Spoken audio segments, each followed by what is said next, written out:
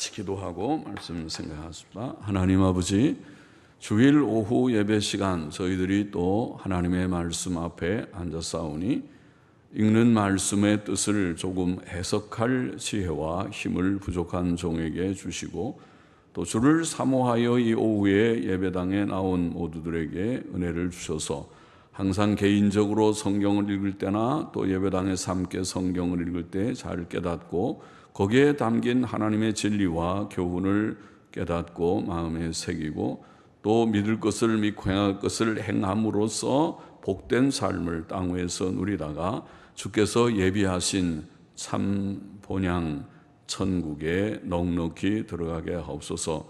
주여, 부족한 종에게 은혜를 주시고 성령님 우리 가운데 계셔서 지도하옵소서. 예수님의 이름으로 기도하옵나이다. 아멘. 아멘. 오늘은 민수기 20장 말씀 좀 생각해 보십시다. 1절 보십시다. 정월에 이스라엘 자손 곧 온 회중이 신 광야에 이르러서 백성이 가데스에 거하더니 미리암이 거기서 죽음에 거기 장사하니라. 그 말씀 잠깐 보십시다. 민수기 33장에 보면 출애굽 후에 노정이 기록되어 있습니다. 애굽에서 나온 후에 그들이 어떻게 광야 40년을 지나면서 모압 평지로 해서 이제 가나안 정복을 준비하게 되는지 기록되어 있는 것입니다. 그래서 거기에 보면은 지금 미리암이 죽은 이 사건, 신광야 가데스의 이 사건은 애굽에서 나온 지 제40년 정월이었습니다. 여기 지금 정월에 하는 말은 몇 년 정월인지 민수기 33장에 보면 40년 정월이구나 알 수 있습니다. 본장 22절 이하에 기록된 아론이 죽은 것은 민수기 33장 38절에 의하면 애굽에서 나온 지 제40년 5월 1일의 일이었습니다. 그러면 5월 달에 아론이 죽고 1월 달에 지금 가데스에서 미리암이 죽고 또 모세가 실수하는 그 사건이 있었다는 것을 알게 됩니다. 이스라엘 백성은 가데스 바네아에서 열 정탐꾼의 불신앙적 보고를 따르려 하였기 때문에 40년간 광야에서 방황하는 징벌을 받았었습니다. 민수기 14장 33절에 나와 있습니다. 신명기 2장 1절에 보면 우리가 회정은 돌이키는 거죠. 돌이켜 여호와께서 내게 명하신 대로 홍해 길로 광야에 들어가서 여러 날 동안 가데스 바네아에서 불신앙적인 보고를 백성들이 받아들이며 원망하고 밤새도록 울고 대표를 세워서 애굽으로 돌아가자 이런 움직임까지 있고 할 때 하나님께서 징벌을 하셔서 그들을 돌이켜서 광야로 들어가 광야에서 40년간 방황하게 했던 것이죠. 그래서 그거를 신명기 2장 1절은 표현하기를 홍해길로 광야에 들어가서 여러 날 동안 세일산을 두루 행하였다, 그렇게 증거했습니다. 그 여러 날이 바로 38년, 지금 가데스 바네아에 온 것까지가 1, 2년 정도 걸렸고 그 다음에 38년의 세월이 흘렀다고 증거합니다. 신명기 2장 14절에 보면 가데스 바네아에서 떠나 세렛 시내를 건너기까지, 세렛 시내라고 하는 것은 바로 그 사해의 남동쪽에 있는 시내 와디라고 하는 골짜기입니다. 비가 오면 강이 되고 비가 안 올 때는 그냥 마른 골짜기인 그것이 세렛 시내인데 그까지, 그러니까 가데스 바네아는 가나안 본토의 남쪽에 있습니다. 신광야에 그 남쪽에서 이제 정탐꾼 보냈다가 실패해서 거기서 다시 뺑뺑 많이 38년을 돌다가 이제 세렛 시내를 건너서 사해 동쪽에 에돔 지역, 모압 지역을 통해서 올라가서 요단 동쪽의 모압 평지에서 가나안으로 지금 정복해 들어가게 되는 것이거든요. 그래서 그거를 민수기 2장 14절은 가데스 바네아에서 떠나 세렛 시내를 건너기까지 38년 동안이라. 이때에는 그 시대의 모든 군인들이 여호와께서 그들에게 맹세하신 대로 진중에서 다 멸절되었더라. 가데스 바네아에서 그들이 불신앙적인 보고를 받아들이고 불평 원망했으니까 하나님께서 여호수아와 갈렙 외에는 다 죽을 것이다. 20세 이상의 사람들. 너희가 우리의 자녀들이 다 큰일 났다고 한 20세 이하의 자녀들은 오히려 가나안에 들어가게 될 것이다. 그렇게 하나님께서 맹세로 말씀하신 바와 같이 된 것입니다.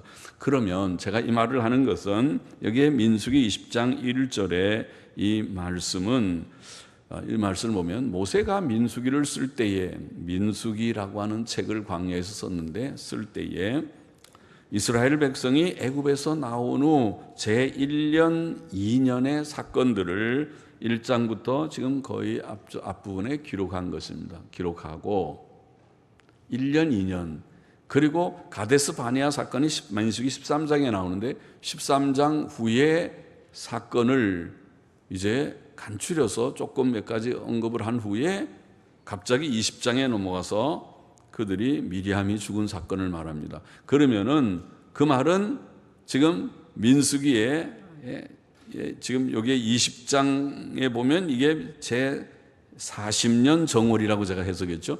그러면은 1, 2년 빼고 40년은 38년은 어디 가버렸습니까?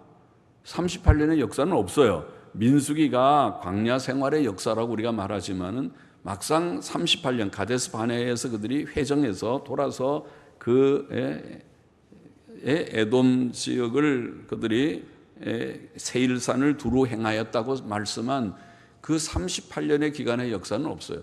그거는 그냥 계속 그들이 방황하는 역사를 가졌던 것이고, 그 다음에 제40년 1월에 그들이 지금 가데스에 또다시 오게 되었던 것입니다.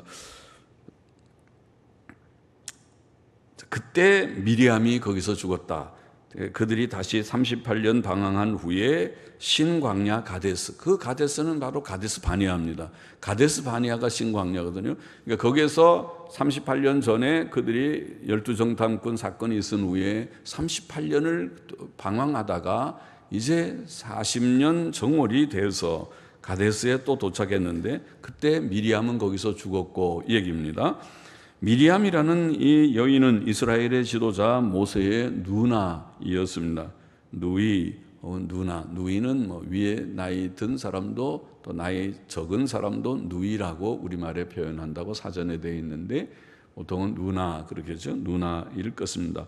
애굽 왕 바로의 이스라엘 민족 탄압 정책 때문에 아기 모세가 난 지 몇 개월 되지 않은 아기 모세를 갈대 상자에 실어서 나일강에 버릴 수밖에 없었을 때에 그의 누나 미리암이 그 상자를 가만히 버리고는 안타까워서 이 어린 것이 자기 동생을 애기 앵앵 우는 아기를 갈대 상자에 넣어서 버리니까 이게 어떻게 할 수도 없고 버려야 된다고 그러니까 멀리서 보고 있었는데 그때 그의 상자에서 아기가 응애 우니까 바로의 공주가 목욕을 하러 나일강에 왔다가 아기 울음소리를 듣고 가서 보니까 유대인의 아기입니다. 이거 다 버리라고 그래서 이렇게 지금 갈대 상자에 넣어서 버렸구나. 측은해서 참 불쌍하구나. 측은지심이 생길 때에 그때 이 미리암이 쫓아가서 공주에게 인사를 하면서 제가 이 아기 유모를 어디다 좀 구해드릴까요? 그렇게 물었습니다. 그러니까 공주가 그렇게 하렴. 불쌍하구나. 네가 가서 유모가 있으면 좀 데려와서 아기 젖을 먹이도록 해라. 그래서 이 미리암은 아마 미리암이라고 출애굽기 2장에 나와 있진 않지만 누나라고 했으니까 누나가 미리암인데 미리암이 엄마한테 가서 자기 엄마를 데려왔어요. 모세의 어머니를. 모세의 어머니를 데려와서 유모라고 그렇게 해서 젖을 먹이게 해서. 그러니까 신기하죠. 모세는 버림을 받았지만 자기 엄마의 젖을 먹으면서 자라면서 너는 유대인이다. 여호와 하나님을 공경해야 되고 젖 먹일 때마다 기도하고 믿음 없는 엄마가 아니라 믿음 있는 엄마죠. 그래서 기도하고 또 이스라엘의 역사를 가르치고 했을 것이라고 생각됩니다. 그러니까 미리암의 역할이 그래도 있었죠. 모세를 구원해 준 그런 인물과도 같은 것이죠. 그의 나이는 아마 모세보다 10살은 많았을 것이라고 보입니다. 한 10살쯤 돼야 그런 철이 들어서 가서 말도 하고 공주님한테 인사도 하고 유모를 제가 좀 소개해 드릴까요? 그리고 10살 못 돼도 할 수는 있을지 몰라도 10살쯤 되지 않았겠는가 추측을 해보는 것입니다. 그러면 모세하고 10살 차이는 됐을 것이고 미리암이 이제 그때 죽게 되었다. 모세보다 아론보다도 먼저 미리암이 죽었습니다. 또 미리암은 성경에 선지자라고 했습니다. 출애굽기 15장 20절에 보면 그를 아론의 누이 선지자 미리암이라고 표현했습니다. 그가 먼저 죽었습니다. 2절을 보십시다. 회중이 물이 없으므로 모여서 모세와 아론을 공박하니라. 공박은 대항하니라. 대항을 하니라. 백성이 모세와 다투어 말하여 가로되 우리 형제들이 여호와 앞에서 죽을 때에 우리도 죽었다면 좋을 뻔하였도다. 너희가 어찌하여 여호와의 총회를 이 광야로 인도하여 올려서 우리와 우리 짐승으로 다 여기서 죽게 하느냐? 너희가 어찌하여 우리를 애굽에서 나오게 하여 이 악한 곳으로 인도하였느냐? 이곳에는 파종할 곳이 없고 무화과도 없고 포도도 없고 석류도 없고 마실 물도 없도다.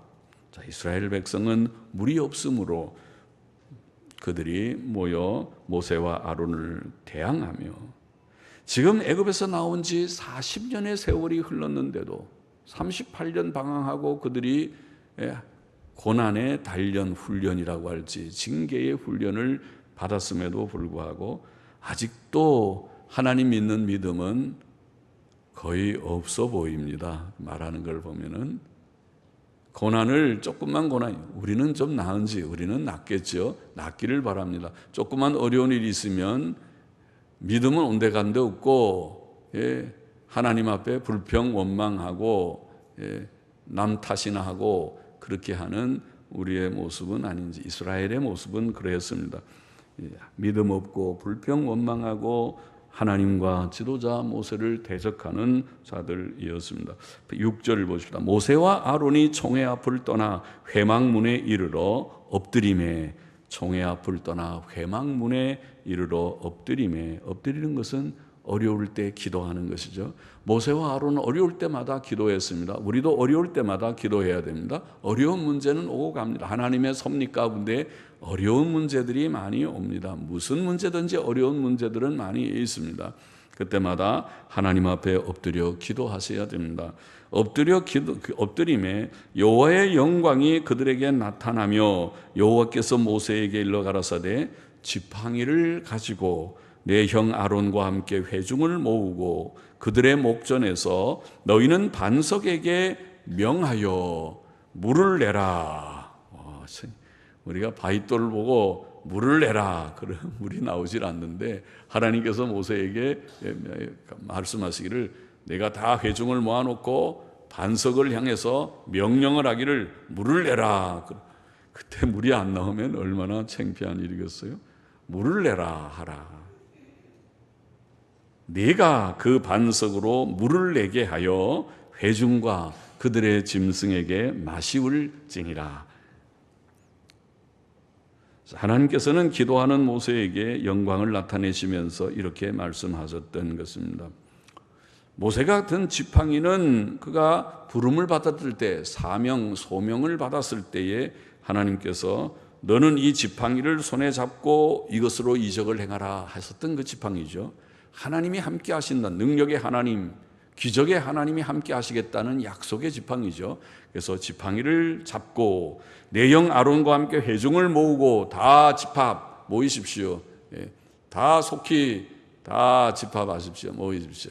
그러니까 여기 지금 총회 카할 히브리 말로 카할이라는 말은 어떤 때는 시나고게 회당이라는 말로 주로 신약성경에 번역한 시나고게로도 번역했지만은 카할의 대부분 모든 에클레시아 교회라고 번역했습니다. 헬라어에서는. 그래서 우리가 교회라는 말이 구약 성경에는 무슨 용어냐 그러면 첫째 카할이라고 그럽니다. 카할. 그리고 두 번째는 에다나 카할이나 에다는 어떤 때는 에클레시아 그리고 어떤 때는 시나고게로 번역했습니다. 그러나 칼은 에클레시아라고 번역한 제가 좀 잘못 말했어요. 에클레시아라고 번역한 신약의 교회라고 헬라어로 번역한 그 말은 전부 다 칼입니다. 구약에 칼은 다 에클레시아라고 번역을 했어요. 그래서 일단은 교회입니다. 다 짚어봤어요. 교회로 모이는 것입니다. 구약 교회죠.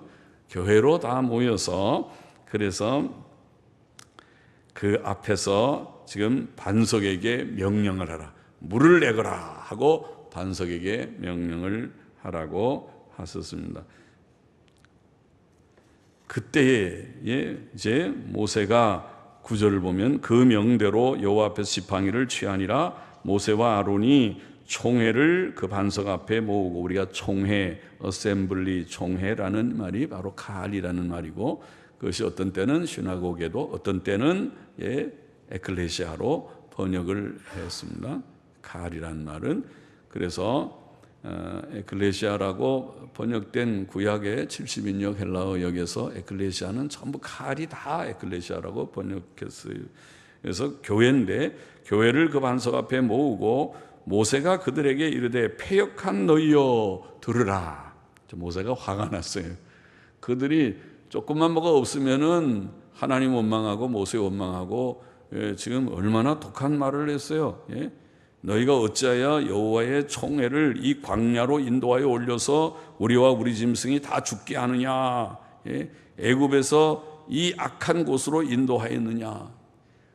지금 하나님에 대한 대항이잖아요. 하나님께서 애굽에 그 종살이하는 자들이 부르짖는 신음소리를 들으시고 모세를 보내서 기이한 능력으로 건져서 가나안으로 지금 들어가려고 하는 중간에 있는데, 그들이 사실 가데스 바네아에서 정말 여호수아 갈렙의 보고를 받아들여서 가자 그랬으면은 그들이 들어갈 수 있는데, 그들이 거기서 불신앙해서 하나님께서 징벌로 40년을 지금 그렇게 방황하는 세월을 보냈으니 회개를 해도 철저히 회개했어야 되는 그들인데, 그들 조상이 20세 이상의 조상이 40년 방황하면서 다 죽는 것을 그들이 눈으로 다 보았던 세대들인데, 아직도 그렇게 불신앙적인 말을 하니 모세가 이제는 이 백성은 안 된다. 이거는 이 어떻게 할 수 없는 이 죄악들, 이 전적으로 부패되고 무능력해진 이들을 어찌할 수 없는 자들이라고 아마 생각했겠죠, 모세도. 그래서 좀 화가 났어요. 이 패역한 너희요. 패역하다 그래요. 강팍하고 완고하고 왜 그렇게 믿음이 안 들어가냐? 그렇게 믿음이 안 들어가냐? 신앙생활은 이제 몇 년인데 성경 말씀 설교를 들으면 몇천 번은 들었겠다. 그렇게 안 들어가냐? 이런 말이죠. 그렇게 믿음이 안 생기냐? 패역한 너희여 들으라. 우리가 너희를 위하여 이 반석에서 물을 내랴. 내가 물을 내줄까? 그러면서 그 손을 들어서 지팡이로 반석을 2번 치매. 모세가 하나님 말씀 순종했습니까? 불순종했습니까? 사실은 불순종한 거죠. 하나님은 뭐라고 그랬는데요? 모세 보고 반석을 향하여 명령하기를 물을 내라. 그렇게 명령을 하라고 그랬지. 성질 부리라고 그랬어요. 꽝꽝 치고 내가 이 반석에서 물을 내랴 그러고 이 패역한 자들아 하고 화를 내고 꽝꽝 치라고 그랬어요. 모세는 화가 났어요. 좀 화가 나서 내가 물을 내랴 그러고 지팡이를 꽝꽝 2번 반석을 쳤다고 그랬어요. 반석을 2번 치매 물이 많이 솟아나오므로 회중과 그들의 짐승이 마시니라. 신기하긴 하죠. 하나님께서 물은 주셨어요. 그래서 반석이 깨트려져서 그것이 마치 물 근원인 것처럼 반석 속에서 바위털 속에서 물이 콸콸 쏟아져 나왔습니다. 물길이 바로 그까지 있었던 것이죠. 그래서 물이 쏟아져 나와서 온 회중과 짐승이 마실 정도면 물이 뭐 졸졸졸 흘러서는 어림도 없죠. 이스라엘의 회중이 몇 명인데요. 장정이 60만인데요. 아이들하고 여인들 합치면 200만, 아마 300만도 될지 모르는데요. 또 짐승들까지 합치면 얼마나 복잡한데 물이 졸졸졸 나와서는 어림도 없죠. 그런데 신기하게 반석에서 물이 콸콸콸콸 흘러나오는 그런 신기한 역, 이건 하나님의 기적이죠. 하나님의 기적이 아니면 할 수 없는 일이죠. 그래서 하나님께서 이스라엘 백성은 하나님 믿지 않고 모세를 향해 불평원망하고 대항하였지만 하나님께서는 그의 긍휼과 능력으로 그들에게 마실 물을 주시긴 주셨습니다. 그래서 마실 물을 콸콸 주셨습니다. 그리고는 하나님께서 모세와 아론에게 말씀하시기를 12절에 보면 너희가 나를 믿지 아니하고, 이제는 모세와 아론을 야단을 치고 있습니다. 너희가 나를 믿지 아니하고 이스라엘 자손의 목전에 나의 거룩함을 나타내지 아니한 고로 너희는 이 총회를 내가 그들에게 준 땅으로 인도하여 드리지 못하리라 하시니라. 정말 모세가 굉장한 충격을 받았을 거예요. 그는 애굽에서 그들을 이끌어내서 광야 40년을 참고 고생하면서도 참고 조금만 기다리면 이제 저 가나안에 들어간다. 하나님의 약속하신 가나안을 내가 보리라. 지금 기다리고 참고 조금이면 간다고 지금 기다리고 있는 참인데 너는 못 들어간다. 그러니까 하늘이 무너지는 것 같았겠죠. 그래서 모세는 들어가고 싶은 가나안을 그 실수 때문에, 모세의 실수 때문에 혈기 부리고 하나님 말씀 순종하지 않고 명령하라면 명령을 했어야 되는데 내가 내겠나 하고 꽝꽝 치는 이 실수 때문에 그는 가나안에 들어가지 못하는 그런 자가 되었습니다. 안타까운 일이 아닐 수 없습니다. 또 이스라엘 자손이 여호와와 다투었으므로 이를 무리라 그렇게 불렀다고 되어 있고, 여호와께서 그들 중에서 그 거룩함을 나타내셨더라. 14절 보십니다. 모세가 가데스에서 에돔 왕에게 사자를 보내며 이르되, 이제 모세의 실수와 물이 반석에서 물이 나온 사건을 기록한 후에 모세가 가데스에서 에돔 왕에게 사자를 보내요. 이제 그 에돔을 좀 통과해서 지나가기를 요청하는 그런 말을 한 내용을 기록하고 있습니다. 읽어보십시다. 사자를 보내며 이르되 당신의 형제 이스라엘의 말에 우리의 당한 모든 고난을 당신도 아시거니와 우리 열조가 애굽으로 내려갔으므로 우리가 애굽에 오래 거하였더니, 오래 몇 년 동안이나? 오래 430년 동안 오래 거했죠. 정말 430년 66명의 야곱의 자손들이 내려가서 430년이 지나면서 이렇게 지금 큰 민족이 된 것이죠. 오래 거하였더니 애굽인이 우리 열조와 우리를 학대하였으므로 우리가 여호와께 부르짖었더니 우리 소리를 들으시고 천사를 보내사 우리를 애굽에서 인도하여 내셨나이다. 하나님께서 기이한 역사로 보내셨다고 그렇게 표현합니다. 천사를 보내어서 우리를 애굽에서 인도하여 내셨나이다. 이제 우리가 당신의 변방 모퉁이 한 성읍 가데스에 있사오니 청컨대 우리로 당신의 땅을 통과하게 하소서. 우리가 밭으로나 포도원으로나 통과하지 아니하고, 밭이나 포도원을 통과하면 거기 가서 배고프면 뭐 막 좀 먹기도 하고 하겠지만 글로 통과하지 아니하고, 음물물도 공히 마시지 아니하고, 우리가 왕의 대로로만 통과하고, 왕의 대로라는 말이 나와 있어요. 이게 왕의 대로. 그래서 성경학자들은 이 왕의 대로라는 것이 그 당시에 큰 길인 것을 그렇게 연구해서 알게 됐습니다. 왕의 대로라는 것은 홍해에서부터 에돔과 모압을 질러서 쭉 저까지 이제 바벨론까지 이어지는 그런, 말하자면 그 당시에 큰 고속도로와 그 당시 우리 같은 고속도로는 없지만은 큰 간선도로라고 합니까? 중요한 도로이었던 것입니다. 그래서 왕의 대로로만 통과하고 당신의 지경에서 나가기까지 좌편으로나 우편으로나 치우치지 아니하리이다 한다 하라 하였더니, 이렇게 이제 요청을 한 것입니다. 에돔 땅을 통과하기를 허락해 주기를 요청한 것이죠. 그러나 이제 한두 명이 그 길을 통과하는 것은 가지만은, 그러나 이 이스라엘 민족이 몇십만 명, 몇백만 명에 되는 사람들이 지나간다는 것은 에돔이 굉장히 좀 긴장하게 되는 일이죠. 가다가 그들이 갑자기 에돔에 해를 끼칠까 이런 생각도 할 수 있겠죠. 그래서 에돔 왕은 그것을 거절한다고 18절 이하에 나와 있습니다. 계속 읽어보십시다. 에돔 왕이 대답하되 너는 우리 가운데로 통과하지 못하리라. 내가 나가서 칼로 너를 맞을까 염려하라.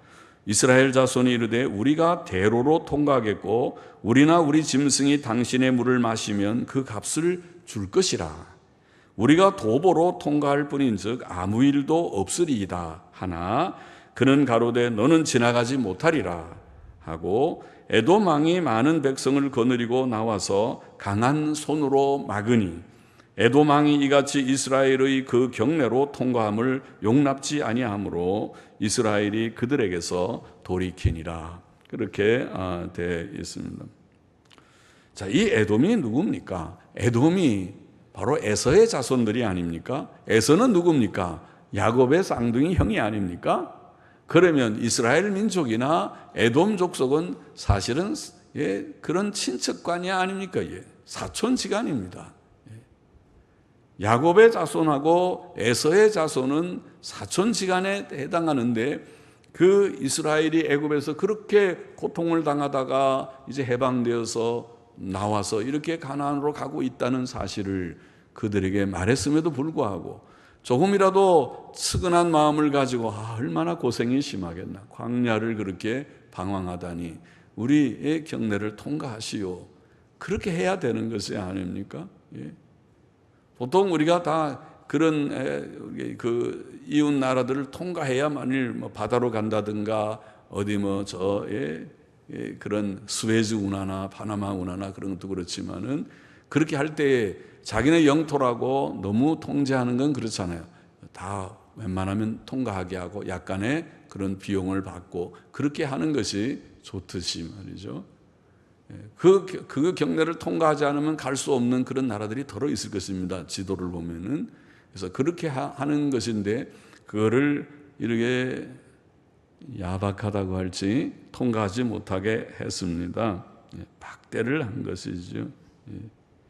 하나님께서는 이처럼 거역하는 이스라엘 백성들도 하나님을 늘 거역하니까 거역하는 이스라엘 백성에게 평안을 주지 않으신 면도 있고 또 지금 에서의 자손들이 이스라엘을 향해서 이렇게 박대하는 그런 면들을 우리가 볼 수 있는 것입니다. 22절 계속 보십시다. 이스라엘 자손 곧 온 회중이 가데스에서 진행하여 호르산에 이르렀더니 그래서 에돔의 왕의 대로를 통과하지 못하고 돌아서 이제 올라가게 되어진다는 말이죠. 에돔 땅 변경 호르산에서 이르렀더니 호르산에서 여호와께서 에돔 땅 변경 호르산에서 모세와 아론에게 말씀하시니라. 가라사대 아론은 그 열조에게로 돌아가고 내가 이스라엘 자손에게 준 땅에는 들어가지 못하리니 이는 너희가 무리바 물에서 내 말을 거역한 연곤이라. 너는 아론과 그 아들 엘르아사를 데리고 호르산에 올라 아론의 옷을 벗겨 그 아들 엘르아살에게 입히라. 아론은 거기서 죽어 그 열조에게로 돌아가리라. 모세가 여호와의 명을 좇아 그들과 함께 회중의 목전에서 호르산에 오르니라. 모세가 아론의 옷을 벗겨 그 아들 엘르아살에게 입히매 아론이 그 산 꼭대기에서 죽으니라. 모세와 엘르아살이 산에서 내려오니 온 회중 곧 이스라엘 온 족속이 아론의 죽은 것을 보고 위하여 30일을 애곡하였더라. 이제 제일 먼저 아까 말한 가데스에서 미리암이 죽고 그 다음에 호르산에서 하나님께서 모세에게 명하시기를 아론과 그 아들 엘르아살을 데리고 호르산에 올라오라고 하시고 아론이 호르산에서 죽게 되었다고 기록하고 있습니다. 그 죽음의 이유는 그들이 무리바 물에서 모세의 실수, 모세뿐 아니라 아론이 같이 실수한 거죠. 모세와 아론의 실수 때문에 하나님께서 모세도 아론도 가나안에 들어가지 못하게 하시는 것이 그 이유였습니다. 그래서 아론은 호르산 위에서 죽어서 그 열조에게로 돌아갔다. 죽음을 표현하기를 열조에게 돌아간다 그런 표현하죠. 죽은 자의 영혼이 죽은 후에 집합하는 장소가 있다는 것을 보이고 있습니다. 그것은 천국 아니면 지옥일 것입니다. 모세는 여호와의 명을 좇아 아론과 그 아들 엘르아살과 함께 회중 앞에서 호르산에 올랐고 아론의 옷을 벗겨 그 아들에게 입혔고 아론은 그 산 꼭대기에서 죽었다고 기록하고 있고 이스라엘 온 회중은 아론의 죽은 것을 보고 위하여 30일을 애곡하였다고 되어 있습니다. 자, 이때가 민수기 33장 38절 39절에 보면은 이때가 이스라엘 자손이 애굽 땅에서 나온 지 40년 5월 1일이라고 되어 있는 것입니다.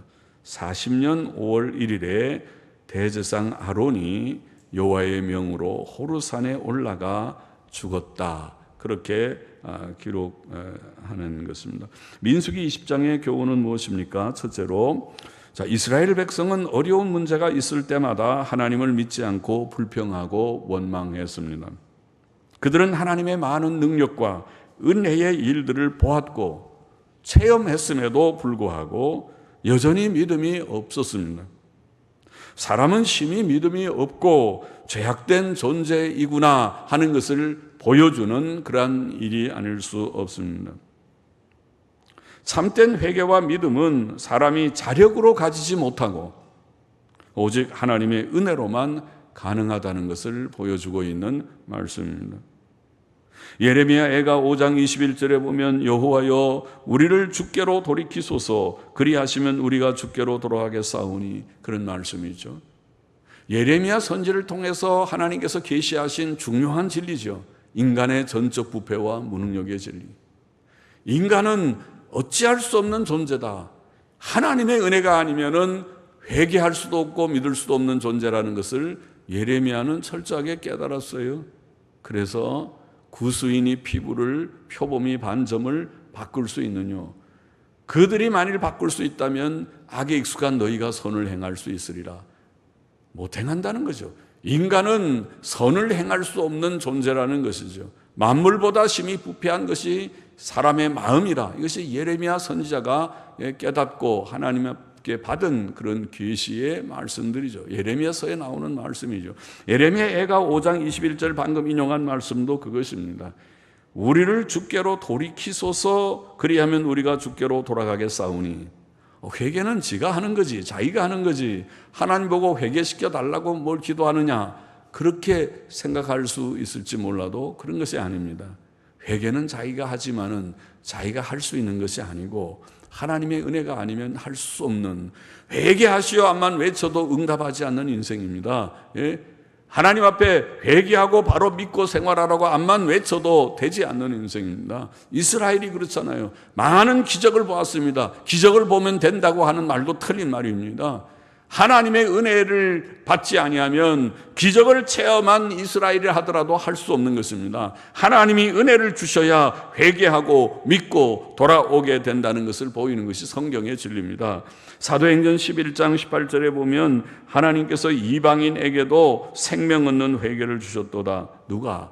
회개를 누가? 하나님께서 주셨도다. 사도행전 16장 14절에 보면 두아디라 성의 자주장사로서 하나님을 공경하는 루디아라 하는 한 여자가 들었는데 무엇을? 바울이 전하는 그 전도의 말, 설교의 말씀을 귀 기울여 들었는데, 관심을 가지고 듣는 것부터가 은혜고, 들었는데 주께서 그 마음을 열어 바울의 말을 청종하게 하신지라.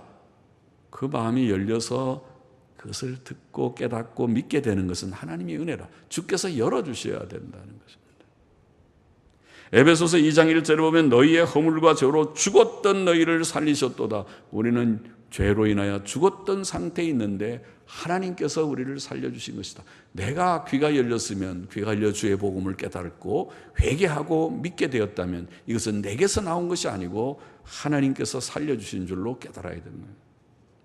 에베소 2장 8절 9절도 너희가 그 은혜를 인하여 믿음으로 말미암아 구원을 얻었나니 이것이 너희에게서 난 것이 아니요 우리가 예수님 믿고 구원받은 것이 우리 속에서 난 것이 아니고, 이건 믿은 것은 내가 믿었다고, 회개는 내가 했지 누가 남이 하냐고 그렇게 하지 말고 하나님의 은혜로 예수님 믿고 구원받은 이것이 너희에게서 난 것이 아니요 하나님의 선물이라. 행위에서 난 것이 아니니. 그러니까 회개도 믿음도 행위처럼 보이지만은 사실은 내 행위에서 이 모든 것이 난 것이 아니고 하나님이 은혜를 주심으로 내가 회개의 행위가 나오고 믿음의 행위가 나온 것이라는 거죠.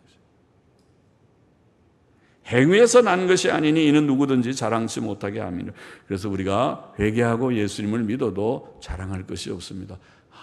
하나님, 어떤 사람들은 암만 말씀을 들어도 믿지 않고 회개치 않는데 어찌하여 제게 이런 은혜를 주셔서 오늘도 귀를 기울이고 목사님 저 성경만 설명하는 거 어떤 때는 지루하고 힘들어 보일 수도 있는데 잘 참고 듣고 있으니 감사합니다. 하나님의 은혜입니다. 이렇게 깨달아지기를 바랍니다. 하나님의 은혜가 아니면은 오늘도 귀 막고 졸고 있을 것입니다. 하나님의 은혜만이 된다는 것을 깨닫는 것이고, 이스라엘은 아직까지도 이 할례를 받지 못해, 이 깨닫는 중생의 은혜를 받지 못해서 그들은 많은 하나님의 체험을 하나님께서 주셨지만은 외적인 체험뿐이고 내면적인 마음의 할례, 귀의 할례를 받지 못해서 그렇게 불평 원망을 하고 있어요. 그러나 우리는 달라야 됩니다. 우리는 이미 중생한 자라면, 우리가 예수님 믿고 구원받은 중생의 증표를 가진 자들이라면 우리는 성경의 말씀대로 범사에 감사하라. 이는 그리스도 예수 안에서 너희를 향하신 하나님의 뜻이니라. 하나님께서 우리에게 뜻하신 바대로 항상 하나님을 인정하고 감사해. 범사에 하나님을 인정하라. 잠언 3장에 그랬는데 같은 것입니다. 인정을 해야 감사를 하는 것입니다. 감사할 수 있어요. 하나님께서 모든 걸 다 주셨으니까, 이 현실을 하나님 주셨으니까 불평 원망하지 않고 아이고 재수가 없겠으니 내게는 왜 이런 일이 있느냐 그렇게 말하면 그 자체가 믿음 없는 불신앙의 증표예요. 그러나 하나님이 내게 주신 그것이 기쁜 현실이든 고난의 현실이든 어려운 현실이든 간에 모든 현실을 긍정적으로 받아들여요. 인정하는 것이죠. 하나님이 주신 현실. 그것이 섭리신앙입니다. 인정하고 감사해야 된다. 그것이 이스라엘 백성하고 다른 점이죠. 이스라엘 백성의 불평 원망을 통해서 우리가 배워야 할, 인간이 전적으로 부패된 존재구나. 우리는 주의 은혜를 받았을진데 늘 감사하며 살아야겠구나 깨닫게 되고, 둘째로 하나님께서는 모세의 기도에 응답하셨습니다. 이스라엘 백성이 가데스에서 물이 없다고 불평하며 원망했음에도 불구하고 하나님께서는 모세의 기도를 들으시고 그들에게 풍성한 물을 주셨습니다. 반석에서 물이 많이 솟아나와서 회중들과 그들의 짐승들이 다 마셨다. 그렇게 기록되어 있습니다. 놀라운 기적이 아닐 수 없습니다. 기도는 살아계신 하나님을 믿고 섬기며 이 세상 사는 동안 하나님과 동행하는 그의 백성의 특권입니다. 하나님은 죽었습니까? 죽으셨습니까? 살아계신 하나님. 하나님과 우리가 동행하는 것이 맞습니까? 성령이 우리 가운데 계신 것을 믿습니까? 믿는다면 기도하십시오. 하나님과 속삭이십시오. 하나님께 부르짖어 때때로 기도하십시오. 하나님하고 기도하십시오. 주께서는 구하라 그러면 너에게 주실 것이요, 찾으라 그러면 찾을 것이요, 문을 두드리라 그러면 열릴 것이니라고 교훈하셨고, 내 이름으로 무엇이든지 내게 구하면 내가 시행하리라고 약속하셨습니다. 기도의 교훈이고 약속과 같은 것입니다. 기도하십시오. 어려운 문제를 만날 때 낙심하지 말고 기도하십시오. 물론 모세처럼 혈기 부리지 말고 실수하지 말고, 모세의 실수를 우리가 본받지 말고, 우리는 참고 인내하면서, 그래서 우리에게 악을 행하는 사람들에게는 온유함으로 책망하라 그렇게 돼 있잖아요. 참 어려운 얘기죠. 화내면서 책망하는 건 다예요. 부모들이 자녀들 잘못하면 혈기 부리고 막 성질 부리는 건 누구나 할 수 있는 거예요.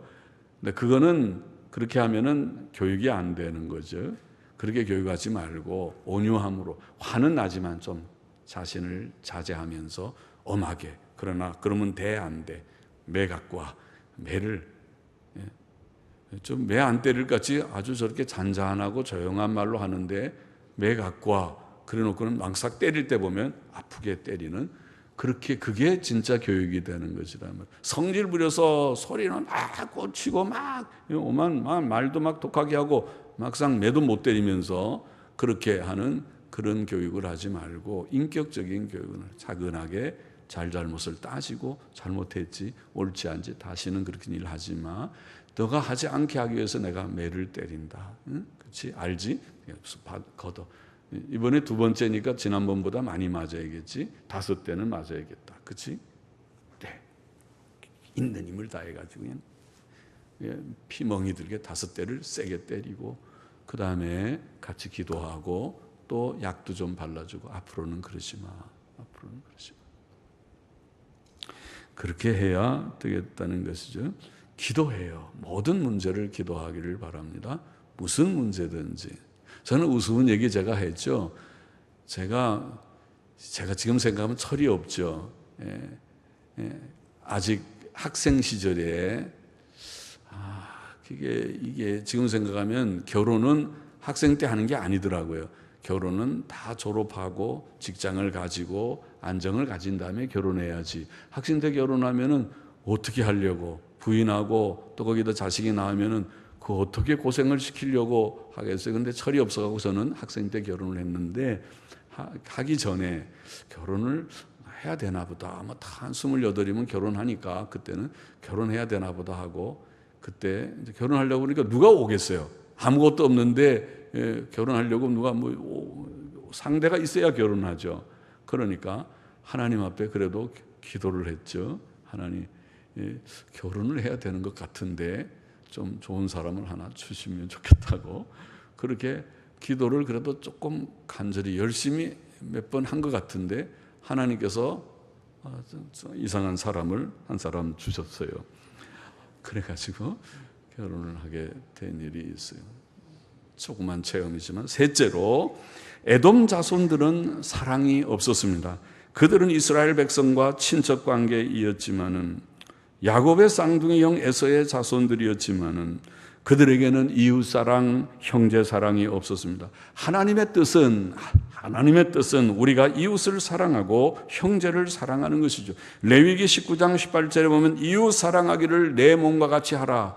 이 율법에, 하나님의 율법에, 지금부터 3,500년 전에 하나님 주신 모세의 율법에 이웃 사랑하기를 내 몸과 같이 하라. 자기 몸이 그런 상황이라면 어떡하겠는가, 그런 걸 생각하고 이웃이 당하는 어려움을 안쓰럽게 생각하면서 같이 좀 동정하고 도와주려고 하는 이 마음, 이것이 기본적인 마음이고 하나님이 원하시는 마음이라는 거죠. 하나님의 뜻이라는 말이죠.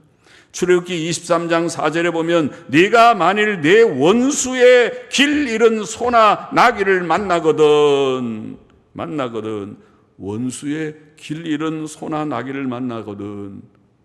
그 다음에 뭐가 나와야 되겠어요? 쌤통이다. 아이고, 저 원수의 나귀 길 빨리 잃어버리라. 멀리 가버리게 해라. 아이고, 고소하다. 내가 저 원수에게 망하기를 받았는데 오늘이 바로 그 성취의 날인 것 같다.